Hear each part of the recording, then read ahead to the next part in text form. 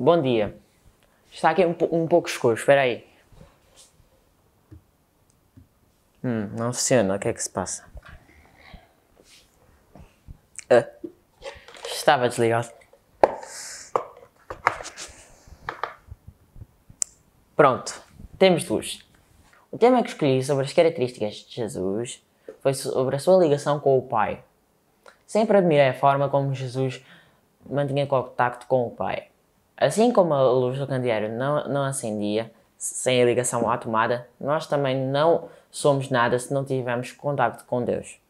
Este tema é muito importante para mim e eu acho que deveria colocar mais em prática na minha vida. Por isso fui pesquisar na Bíblia sobre as histórias em que podemos aprender com Jesus e a sua constante ligação com o Pai. Comecei por ver como Jesus começou o seu ministério. Vamos ver em Lucas 4, 1 e 2. E Jesus, cheio de Espírito Santo, voltou ao Jordão e foi levado pelo Espírito ao deserto. E 40 dias foi tentado pelo diabo. E naqueles dias não comeu coisa alguma e, terminados eles, teve fome.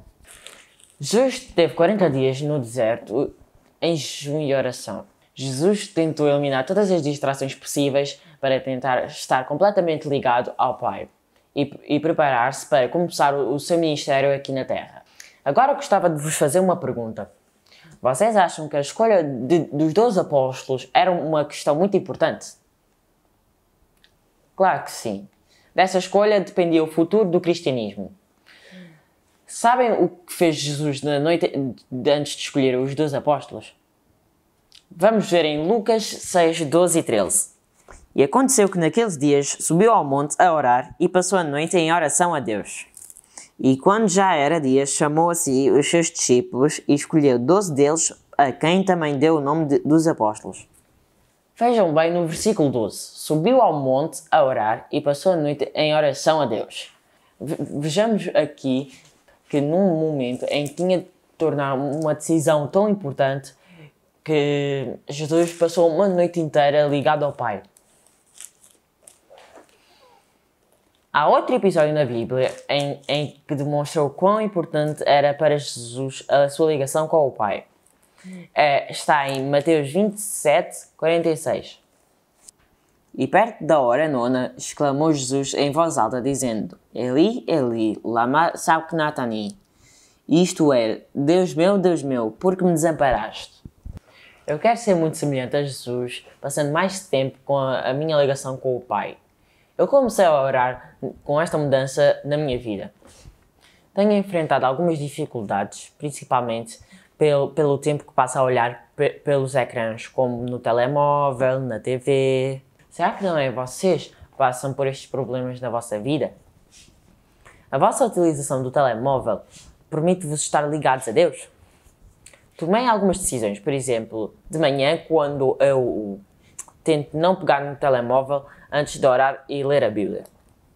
Assim como eu estou a esforçar-me para fortalecer a minha ligação com Deus, eu quero que passem pela mesma experiência que eu. A qualidade de que venho falar hoje é a calma de Jesus.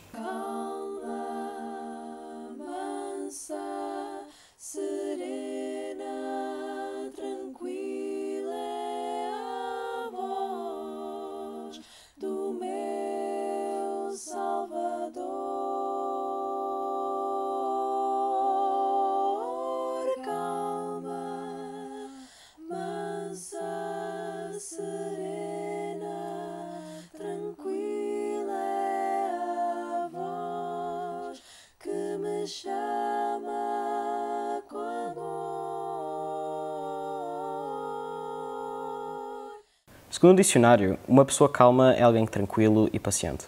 A Bíblia mostra-nos que Jesus sempre se mostrou bastante calmo, sempre com esta expressão de serenidade no rosto. A calma e a serenidade de Jesus manifestaram-se na sua vida de várias formas. Seja porque não sentia medo, seja porque não sentia qualquer tipo de irritação para com os pecadores e os seus comportamentos errados. Alguns episódios nos Evangelhos retratam essas histórias. Vou-vos pedir para abrirem todos em Mateus 8, 23 a 27. E entrando ele no barco, seus discípulos o seguiram. De repente, levantou-se no mar uma grande tempestade, de sorte que o barco era varrido pelas ondas. Ele, porém, estava dormindo. Os seus discípulos, aproximando-se, o despertaram, dizendo: Senhor, salva-nos, estamos perecendo. Ele lhes disse: Por que temeis, homens de pequena fé? Então, levantando-se, repreendeu os ventos e o mar e seguiu-se a grande bonança. Aqueles homens se admiraram, dizendo: Quem é este homem que até os ventos e o mar lhe obedecem? Então, aqui está um perfeito exemplo da calma de Jesus. Ele estava cansado, por isso adormeceu no barco, e mesmo com a terrível tempestade que estava a acontecer lá fora, Jesus não acordou. Ele acabou por se levantar ao pedido dos discípulos e, com a maior facilidade de todas, ele conseguiu acalmar a tempestade. E sabem porquê? Porque ele estava com Deus. Porque ele confiava totalmente em Deus e sabia que ele o iria proteger. Confiava no amor de Deus. Como na Bíblia diz em 1 João 4,18, o perfeito amor lança fora o medo. Nós podemos sentir esta calma que Jesus sentiu. Em qualquer tempestade da nossa vida, se confiarmos da mesma forma no amor de Deus. Outra história de que venho falar também se passa no mar. Esta aqui podemos encontrá-la em Mateus 14, 24 a 31. Entretanto, o barco já estava no meio do mar, açoitado pelas ondas, porque o vento era contrário. Na quarta vigília da noite, dirigiu-se Jesus a eles, andando por ele sobre o mar. Os discípulos, vendo-o caminhar por sobre o mar, assustaram-se, dizendo: É um fantasma! E gritaram de medo. Jesus, porém, imediatamente lhes disse: Tende bom ânimo, sou eu, não temais. Respondeu-lhe Pedro: Senhor, se és tu, manda-me ir ter contigo por sobre as águas. Ele lhe disse: Vem. E Pedro, descendo do barco, andou sobre as águas para ir ter com Jesus. Mas, observando o vento forte, teve medo e, começando a afundar-se, clamou: Senhor, salva-me! Imediatamente Jesus estendeu a mão, tomou-o e lhe disse: Homem de pequena fé, por que duvidaste? Acho que todos conhecemos esta história de como Jesus andou na água para ir ter com os discípulos e de como Pedro também queria andar na água, mas ao duvidar acabou por cair. Pedro assustou-se e caiu. Jesus manteve a sua calma e a sua fé e ficou de pé. Mais uma vez, Jesus confiava incondicionalmente em Deus e nos cuidados divinos. A calma é um atributo essencial para qualquer pessoa. É necessário que nós estejamos em paz de espírito para podermos falar corretamente com Deus, sem que nada nos abale. Este episódio ainda nos mostra melhor que é mesmo preciso estarmos com calma, senão podemos cair, como Pedro. A terceira e última história de que venho falar tem uma temática um bocadinho diferente e é encontrada em Mateus 21, 12 a 17. Entrou Jesus no templo e expulsou todos aqueles que vendiam e compravam, e derrubou as mesas dos cambistas e as cadeiras dos que vendiam pombas. E disse-lhes: Está escrito, a minha casa será chamada de casa de oração, mas vós a tendes convertido em covil de ladrões. Vieram ter com ele no templo cegos e coxos, e ele os curou. Vendo então os principais sacerdotes e os escribas as maravilhas que fazia, e as crianças clamando no templo: Hosana ao filho de Davi, ficaram indignados. E perguntaram-lhe: Ouves o que estes dizem? Respondeu-lhe Jesus: Sim, nunca leste, da boca das crianças e pequeninos tiraste perfeito louvor? E deixando-os, saiu da cidade para Betânia, onde passou a noite. Aqui foi um dos únicos momentos que nós encontramos na Bíblia em que Jesus se indignou de verdade. Até Jesus tem coisas que não tolera de todo, e uma delas é sem dúvida que respeitassem a Deus, que desrespeitassem a casa de Deus, mais precisamente. Jesus expulsou todas aquelas pessoas por estarem a ter uma feira na casa do Senhor, por estarem a tirar o simbolismo do Cordeiro. E Jesus era esse Cordeiro, que em breve morreria por todos. Esta terá sido uma das únicas vezes que nós vimos Jesus indignado de verdade. Contudo, ele não se exaltou nem por um momento. Permaneceu calmo. No Desejado de Todas as Nações, no capítulo 16, nós podemos ler: Com um olhar penetrante, Jesus observou a cena. Como que a expressar-se pelo olhar, sendo capaz de expulsar todas aquelas pessoas. Todos se afastaram o mais possível perante aquele olhar e todo o barulho cessou. Logo em seguida, puderam ver a maravilhosa cena de Jesus a curar todos os doentes que o procuravam. A característica de Jesus que eu escolhi para desenvolver na minha vida é a compaixão. A compaixão pode ser descrita como a compreensão do estado emocional da pessoa. Podemos pensar na compaixão como estado mental ou uma atitude em relação ao sofrimento, que inclui 4 componentes. Tomar consciência do sofrimento, aspecto cognitivo. Ser emocionalmente movido pelo sofrimento, aspecto afetivo. Desejar que exista um fim para o sofrimento, aspecto intencional.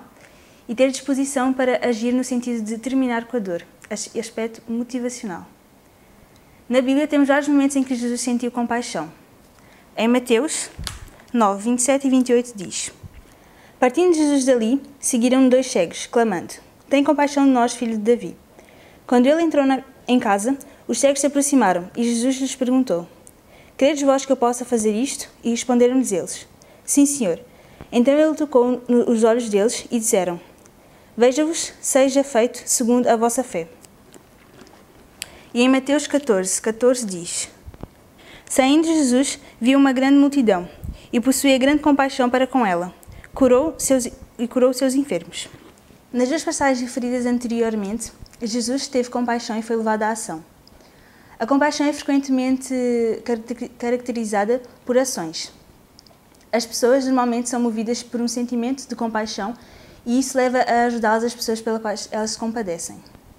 Em Mateus 9, 35 e 36, diz: E percorria Jesus toda a cidade e aldeias, ensinando nas sinagogas, pregando o evangelho do reino, e curou todas as enfermidades e moléstias entre o povo. Vendo ele as multidões, tinha grande compaixão delas, porque andavam cansadas e abatidas como ovelhas sem pastor. Jesus nunca tirou o olhar do seu povo.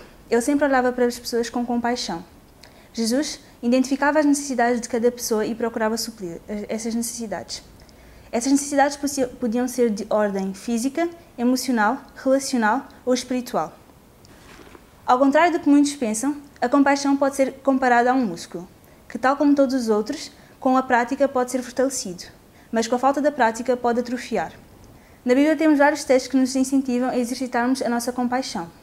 Em 1 João 3,17 diz: Quem tiver bens no mundo e vendo seu irmão em necessidade, não se comover o coração, como estará nele o amor de Deus?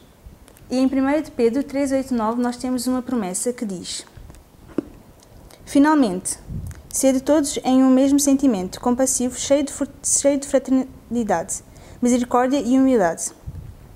Não paguei mal com mal, nem injúria com injúria. Pelo contrário, bendizei, porque para isto foste chamado, em fim de receber a bênção por herança. Na minha vida, uma forma que eu tenho de exercitar a minha compaixão é nos pequenos grupos. Eu e a minha família criamos um pequeno grupo em nossa casa, onde cada um tentou ajudar como pôde. O meu papel no pequeno grupo foi chamar todos os meus colegas, ou grande parte deles, para fazerem parte desse pequeno grupo. E nele nós tentamos suprir algumas necessidades que vão aparecendo, como necessidade espiritual, necessidades às vezes de algum bem material, ou até mesmo necessidade de terem uma família. O domínio próprio é uma das características de Jesus. Para mim, o domínio próprio é muito importante na nossa vida, tanto para a alimentação, tanto para a rotina diária, e também nos ajuda a não pecar. Assim como em Mateus 4, 11, Jesus foi tentado por Satanás várias vezes no deserto, mas teve o domínio próprio e não pecou nenhuma dessas vezes.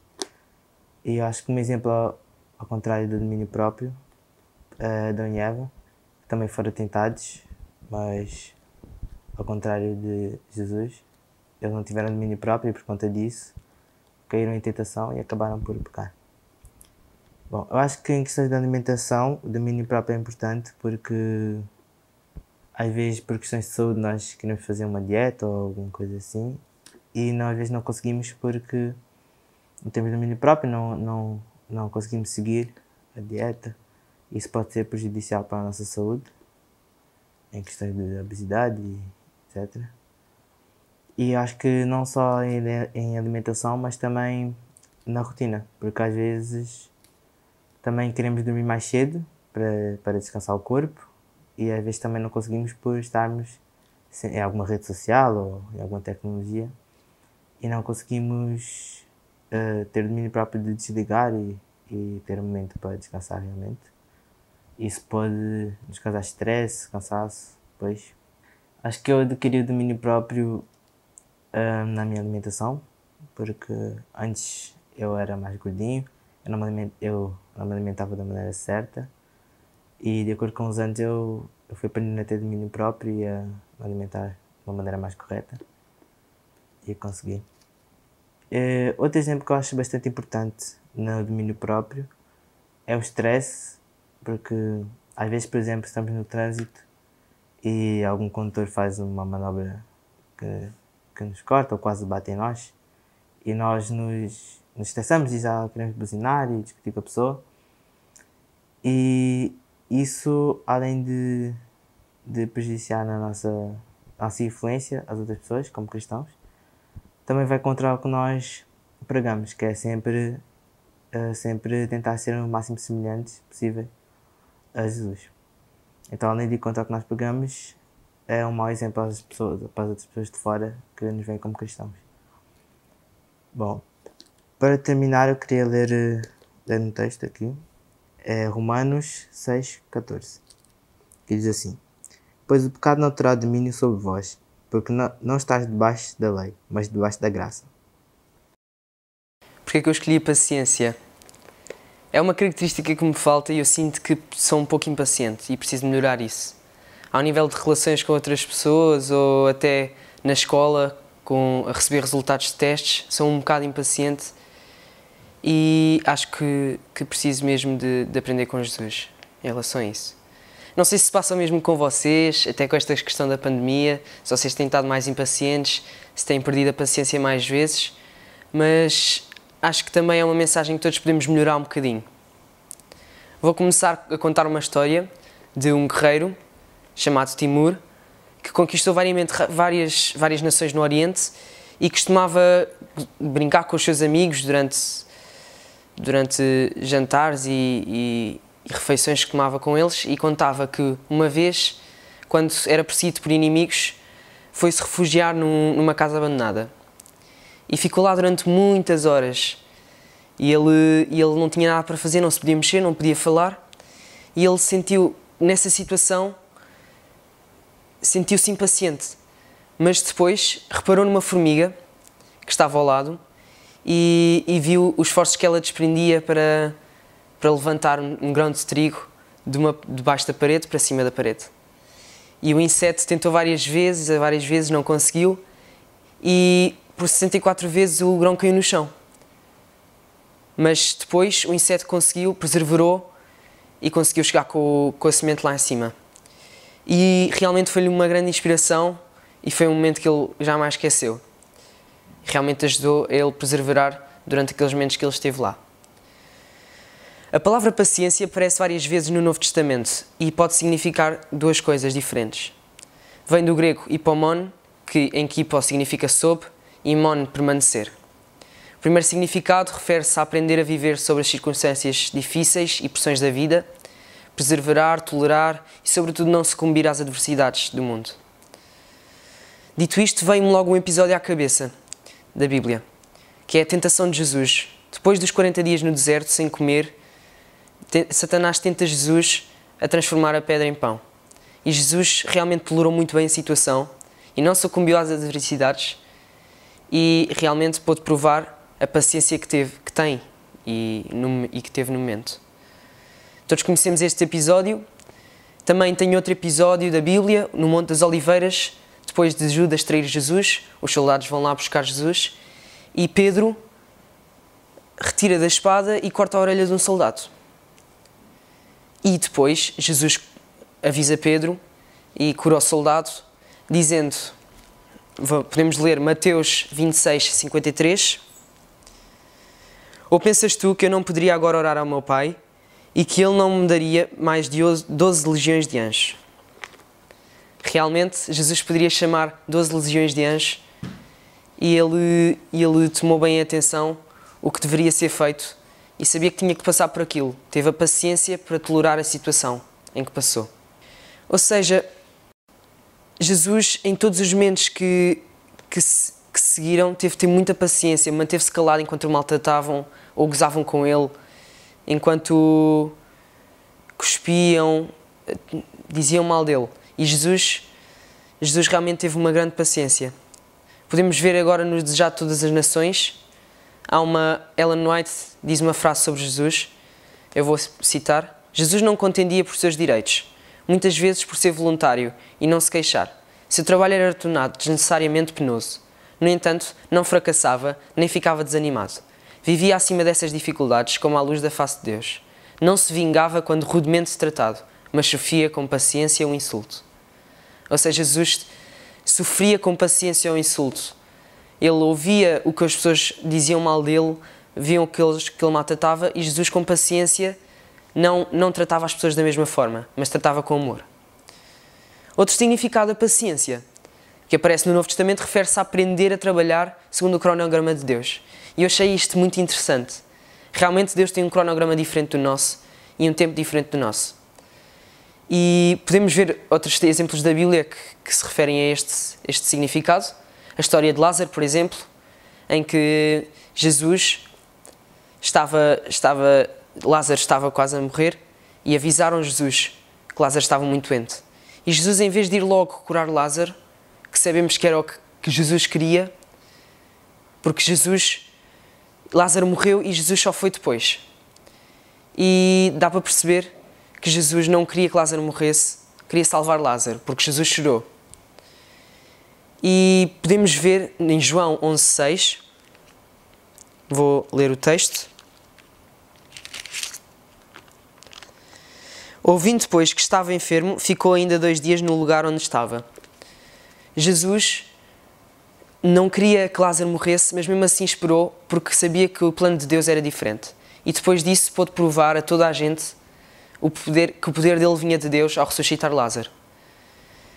Também há outro episódio que se refere a este significado, que é a vida de Jesus, a própria vida toda que Jesus teve cá, que seguiu o que Deus queria, que fez o que Deus queria, no tempo que Deus queria, e não agiu por impulso no momento em que achava que era o melhor. E devemos aprender com Jesus para que possamos perseverar em muitas situações e circunstâncias da vida. E temos que perceber que Deus tem tudo pensado e que o cronograma de Deus é diferente do nosso.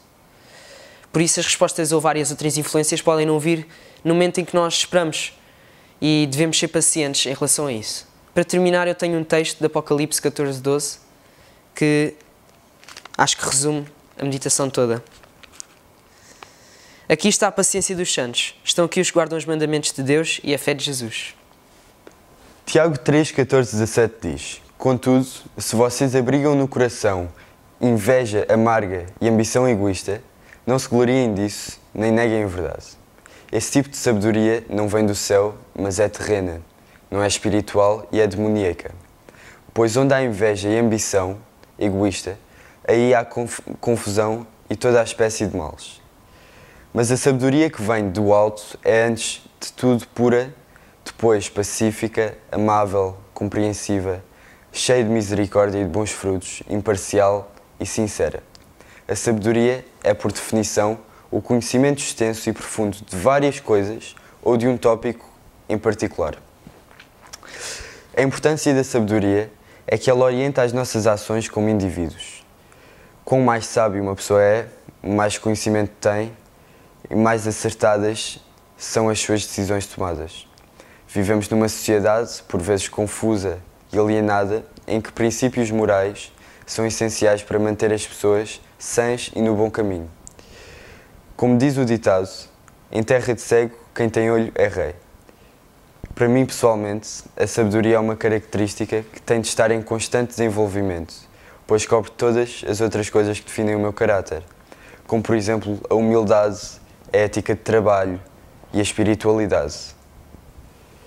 E, também, é importante notar que a sabedoria não é nada sem a aplicação.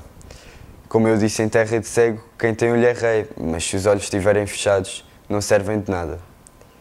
Então, como podemos nós desenvolver a nossa sabedoria no dia a dia? O primeiro passo a tomar é termos fome de aprendizagem, pois a sabedoria vem com conhecimento. Aproveitem qualquer oportunidade de aprender novas coisas, tal como Jesus fazia. Em Atos 5:42 diz: E todos os dias, no templo e nas casas, não cessavam de ensinar e de anunciar a Jesus Cristo. Em segundo lugar, ouçam sem julgar e mantenham uma mente aberta. Como Eclesiastes 1:9 diz, não há nada de novo debaixo do sol. Ou seja, todo o conhecimento e sabedoria que podemos vir a adquirir ao longo da nossa vida só pode vir de Deus ou dos outros. Se mantivermos a mente aberta, sem julgar, sem preconceito, podemos adquirir muito mais sabedoria do que normalmente seríamos capazes. Outro passo muito importante é a reflexão diária. Refletir sobre as vossas ações no dia a dia, de modo a ganhar sabedoria de caráter, é muito importante e vem em conjunto com o último passo, que é a oração. Tal como Salomão fazia, peçam a Deus por sabedoria nas escolhas do dia a dia e Deus vos ajudará. A sabedoria não só é vantajosa para nós pessoalmente, mas também é uma fonte de testemunho de Cristo para os outros. Desafio-vos, irmãos, esta semana a orarem por sabedoria.